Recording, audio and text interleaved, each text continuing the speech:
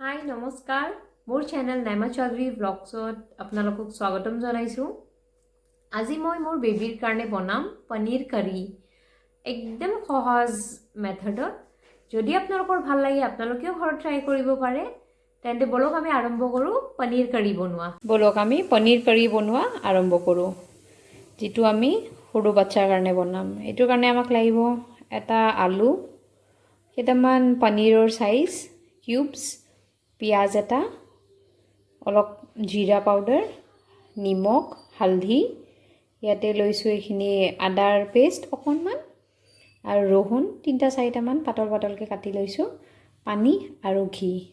ঘিৰ সলনি আপোনালোকে তেলৰো ব্যৱহাৰ কৰিব পাৰিব। মই ঘিয়ে দিম। এফালে মই পেনটো গৰম কৰিব দিছোঁ। পেনটো আমাৰ গৰম হৈছে। ইয়াত আমি এতিয়া ঘি দিম 1 চামুচ।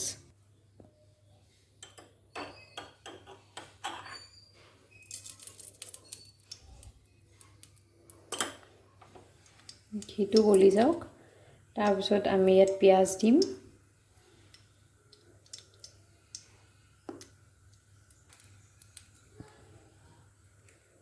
এতিয়া আমি পিঁয়াজখিনি কাটি থৈছিলোঁ দি দিম।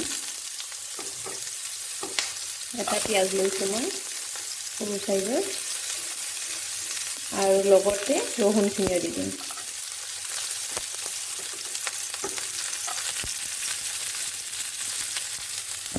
জুইটো অকণমান কমাই দিলোঁ। এতিয়া এইখিনি অকণমান ভাজি লওঁ।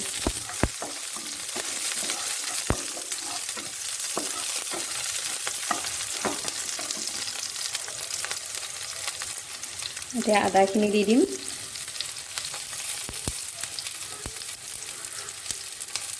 হালধি পাউডাৰ অলপমান দি দিম, আৰু নিমখ, যিমান নিমখ আপোনালোকৰ বেবীয়ে খাই সিমান দিব। তাৰপিছত এইখিনি ফ্ৰাই কৰি লওঁ।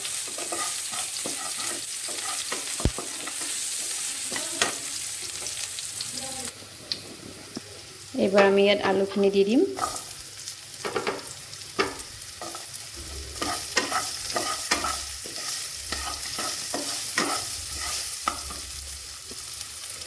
আৰু অকণমান জিৰা পাউডাৰ ৰাখিছিলোঁ সেইখিনি দি দিম।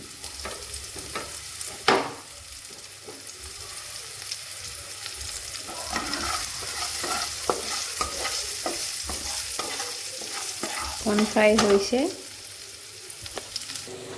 অকণ ফ্ৰাই হৈ গৈছে। এতিয়া আমি ইয়াত পানী দি দিম। এই পানীখিনি যেতিয়ালৈকে বইল হওক, তাৰপিছত আমি ইয়াতে পনীৰখিনি দিম। মই ঢাকনিটো দি দিওঁ। অলপ টাইম হ'ল, আমি একবাৰ চেক কৰোঁ আলুটো অলপ সিজিছে নেকি।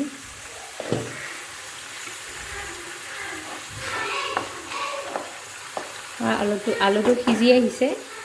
এতিয়া আমি ইয়াত পনীৰখিনি দি দিম।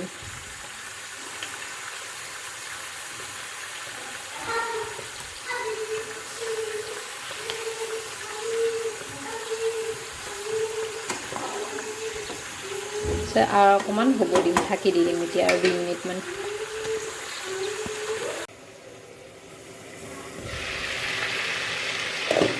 আমি পনীৰটোত আৰু অকণমান পানী দি দিম, কাৰণ সৰু বাচ্চাৰ খোৱাৰ কথা।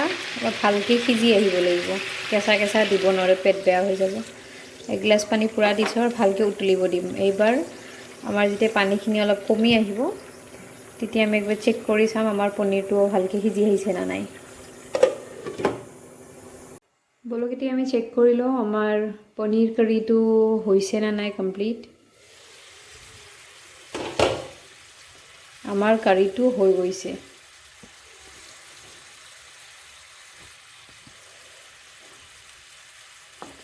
এনেকৈ চেক কৰি লওঁ আলু সিজিছে।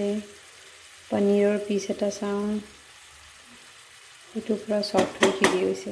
ঠিক আছে, আমি এইটো এতিয়া ছাৰ্ভ কৰি ল'ব পাৰোঁ। আমাৰ পনীৰ কাৰী একদম ৰেডি আছে। এতিয়া ফ্লেম অফ কৰিলোঁ। এয়া আমি পনীৰ কাৰীটো ছাৰ্ভ কৰি লৈছোঁ। এতিয়া ৰেডি আছে বেবীক দিয়াৰ কাৰণে। আমি এটা পনীৰ চেক কৰি চাওঁ।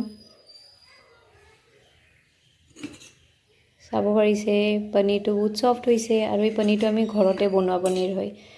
বাচ্চাক পাৰিলে ঘৰতে বনোৱা পনীৰে দিয়াৰ চেষ্টা কৰিব, হেল্ডি হয় তেতিয়া। থেংক ইউ ধন্যবাদ আশা কৰিছোঁ আপোনালোকক মোৰ ৰেচিপি ভাল লাগিছে যদি ভাল লাগিছে তেন্তে লাইক এণ্ড কমেণ্ট কৰিবলৈ নাপাহৰিব আৰু আন আন নতুন ৰেচিপিজ আৰু ব্লগ চাবলৈ মোৰ চেনেলটো ছাবস্ক্ৰাইব কৰিব বাই বাই